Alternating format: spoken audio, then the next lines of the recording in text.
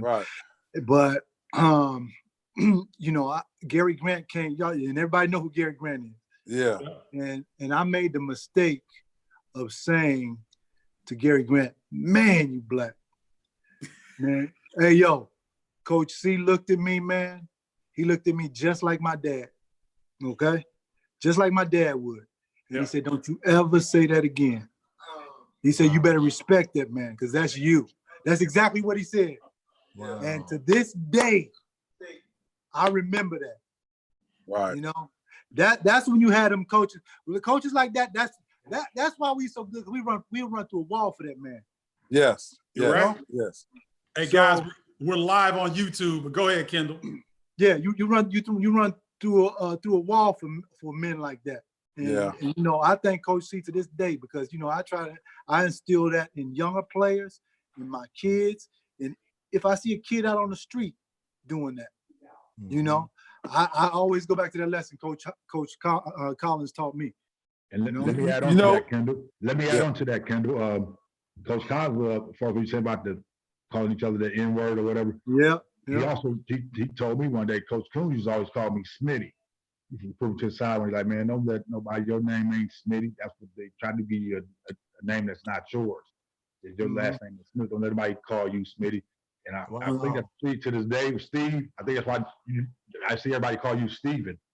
Is that and have something to do with it? Coach Collins maybe pulled you to the side, or your dad, like, I'm saying, I noticed that you go by Stephen Bardo now. You don't go, and everybody call you that, not Steve.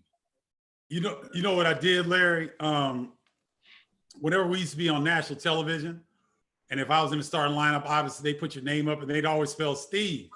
And my mom said, the next time I see this, you don't want me to come up and tell Lou Henson, you better take care of it. And so y'all know my mom is being real nice. And she'll bite your head off if you get on the wrong side. So I went to Kent Brown, our sports information director. I said, unless you want a problem on your hands, my name is Steven.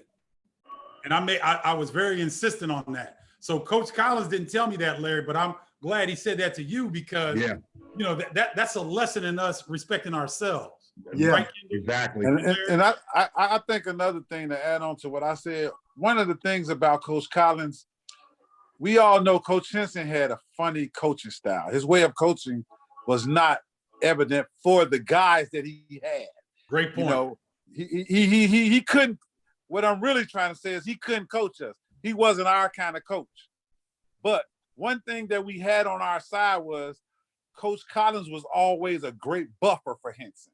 Yes. Whenever Coach would get way out the box, not only would he bring him back in the box, I done seen him and Coach argue on the bench before, but Coach would also keep us to a point where, hey, sit down and it's okay. It's going, you know, he was a great, that's one of the things that I really admire about Coach Collins, him being a buffer, man. When all of us talked about that transferring, if we would have went and talked to Coach Collins, it wasn't gonna happen. You know what I'm saying? But I think it wasn't gonna happen. So you can say you're gonna transfer, whatever you're gonna do, whatever.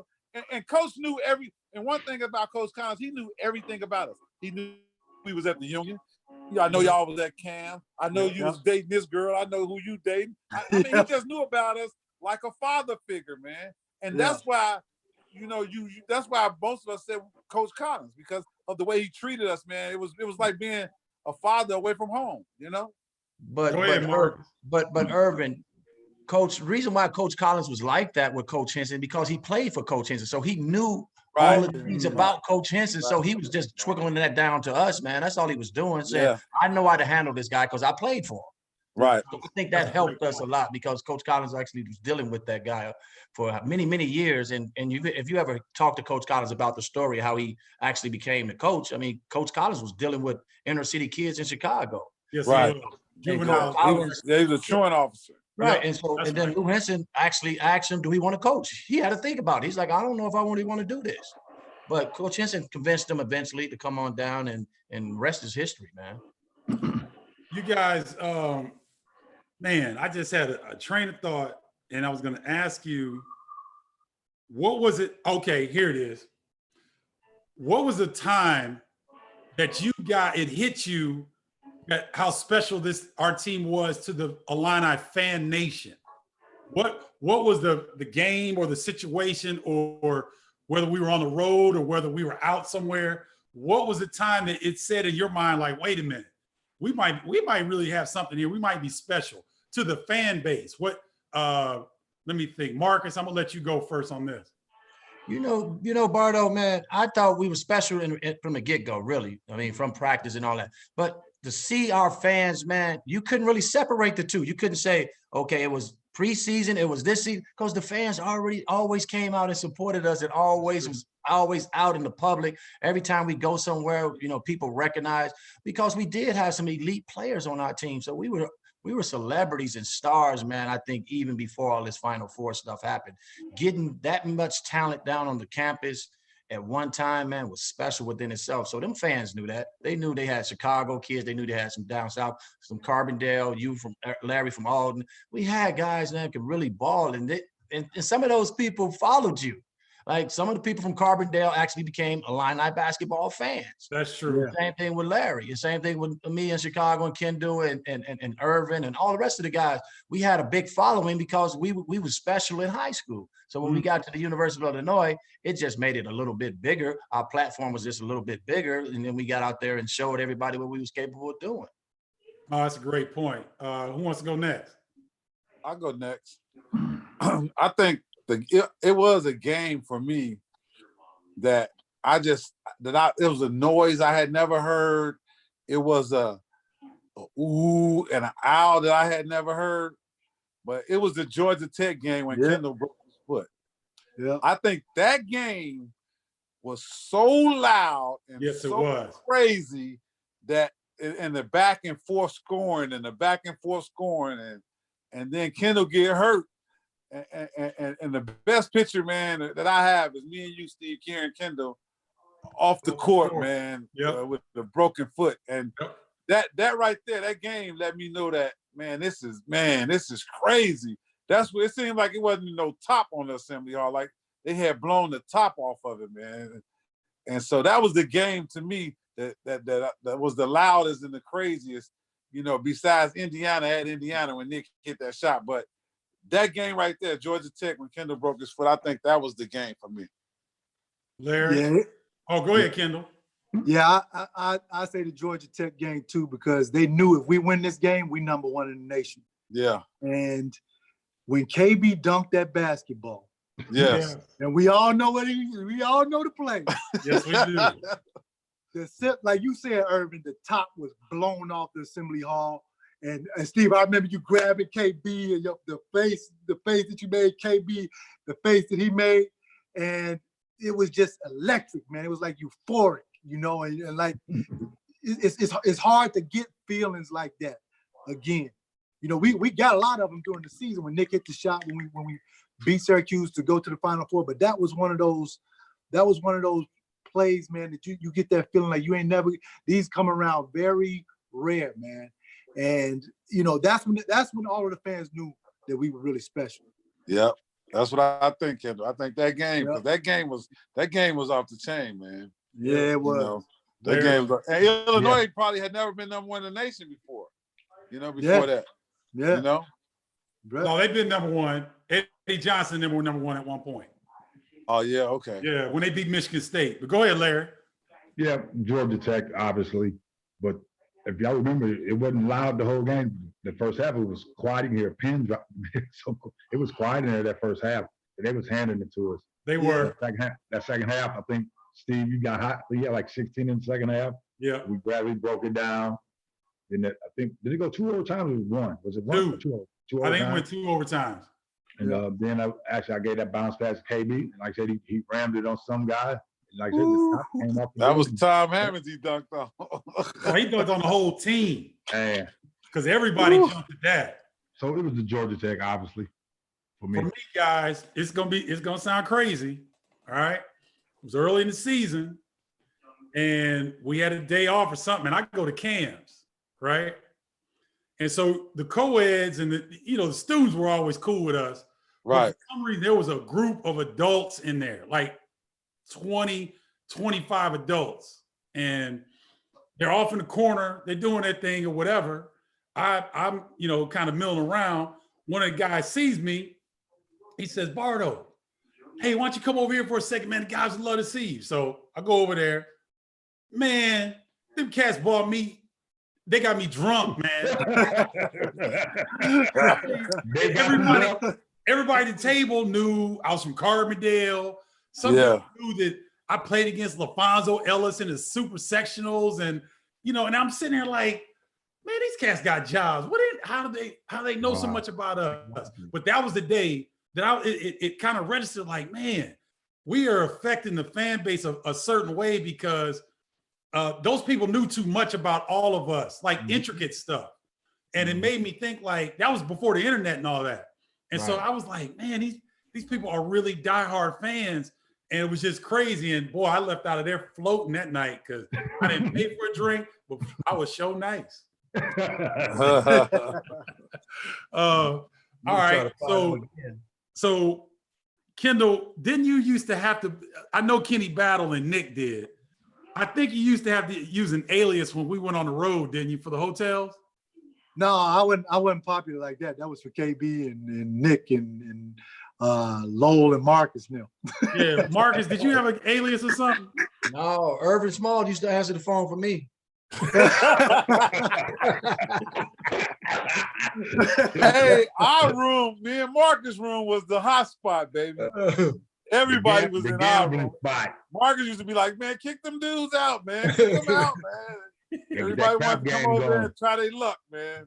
Yeah, I mean, hey, y'all remember the night before we played Syracuse, we in Minneapolis? Yep. So we're in Minneapolis, and I think I know Steve was in the room, but I forget, there was somebody else in the room too.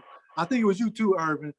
But we hear this knock on the door. We in there in your room, Steve. We watching film, and we hear this knock on the door.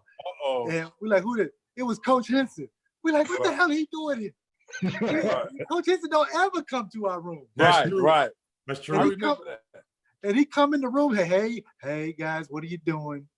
This and that. And then when he leave, he trip over those pizza boxes. Hey,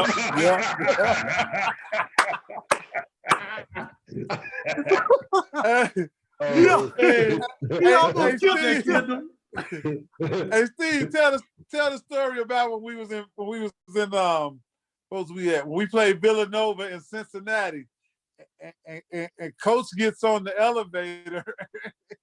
Coach gets on the elevator. Was you on the elevator with us? No, because you get on the elevator. There's two drunk guys on the elevator, right? Two drunk guys on the elevator. Coach and Mary is on the elevator with us. You know what I'm talking about, don't you, Kendall? Yeah. Coach and Mary was on the elevator with us.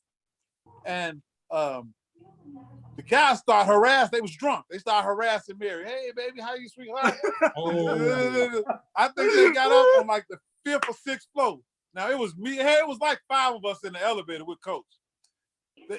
They get off on like the 6th floor. We going up. And Coach, as soon as they got off, Coach was like, I was just about to get them. You remember that, KG?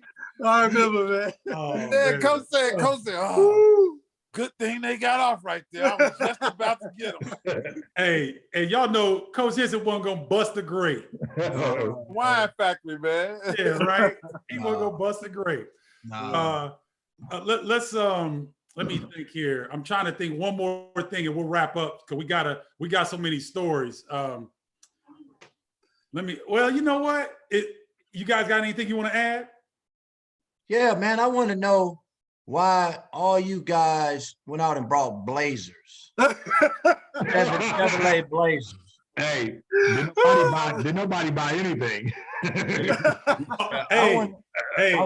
I bought my Corolla. I didn't get a Blazer. I got a Prelude.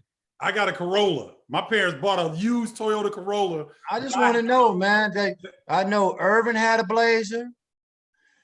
Kendall had a Blazer. I had a Blazer. Nick had a Blazer. I know me personally, I like the Blazer, man, because it was a nice car. And I put them sounds in there, man. I put those sounds in there, and I just, I love my Blazer, man. But who you guys think had the best Blazer? Irvin. Irvin had all Irvin, that yeah. gold Irvin had the stuff on Batman it. with the baseball cap. Yeah. He went and got light covers and man. he was the first dude with spinners Right. on his time. Yeah, man. But y'all remember when we went to Michigan and then we saw all those cars that they had? Oh yeah. Oh, I was like, man, Sean Higgins had a Chrysler, LeBaron, convertible. Terry Mills came and picked me up one night, even in a 280Z. I'm like, how you fitting in there? Right. He said, I'm the only one that fits in here. That's right. Nobody and when I went on my visit to Syracuse, man, Derek Coleman picked me up in a Cherokee limited edition with the gold rims. I'm like, dude, how you get this? Yeah. It's like, so them Blazers wasn't nothing. Man, Blazers was nothing. They had good summer jobs, dog. They had good summer jobs. Yeah, there you go. Yeah, right. Yeah, we all worked. That's right. We all worked at the University of Illinois. That's right. I worked at the junkyard, Max junkyard. Yeah, okay. Kendall had the best job because he sat at the football stadium watching the grass, and it was artificial. No. It was the golf course. Oh, it was the golf course. That's it. And Kendall had to watch the grass. So Kendall messed the program. Job. He messed the program up for everybody else did, huh? Because he just hit on his ass, huh? Yeah. All right, y'all. Well, we're gonna wrap it up because we got plenty more sessions to come up. Marcus, where can people find you on social media? On Twitter at Give Me Liberty 30, man, and on Facebook, Marcus Liberty. Where can we find that podcast that you're talking about, Marcus? The podcast is on Believe Network, so go to believe.com. So that's BLEAV, not with the E. Say it one more time. BLEAV, Believe Network. Okay, all right. Larry, where can people find you? Shit, 2704 Stanford Avenue.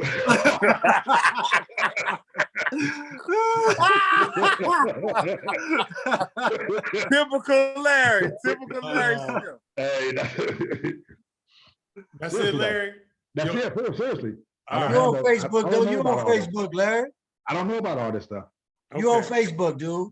Oh, okay. Well, Facebook. All right. KG? You can find me on Instagram at official Kendall Gill, on Twitter at Kendall G13, and the same and official Kendall Gill on Facebook as well. Hey, we gotta get PD Weestraw on here too, PJ Bowman, for all you guys that don't know. I want him to tell us the story about when he said, I'm about to get heated. Y'all remember that? Save that one. We gotta save that. We gotta save it. All right, Irvin, where can people find you, E? E.small on Instagram at E.small, and then on Facebook, just Irvin Small. Okay. And y'all can find me at Stephen Bardo on Facebook, Twitter, LinkedIn, and Instagram. So that'll do it for this edition. I want you guys to make sure to check in. I'm going to figure out what happened. We went live. We're live now on YouTube, so we'll finish it up. But I'll figure the situation out with Facebook next week because Zoom has us all by the short hairs right now. But until next time, take care of your families, check in, do the safety protocol. We'll get through this COVID-19 situation together. Love you guys, man. Love you guys, bro. Love you, brothers. All right, y'all. Peace. All right. Great job, guys. Yep. I appreciate you. Yep. Hey, y'all. Y'all know. Y'all say a prayer for Mickey Johnson, man. He got the virus.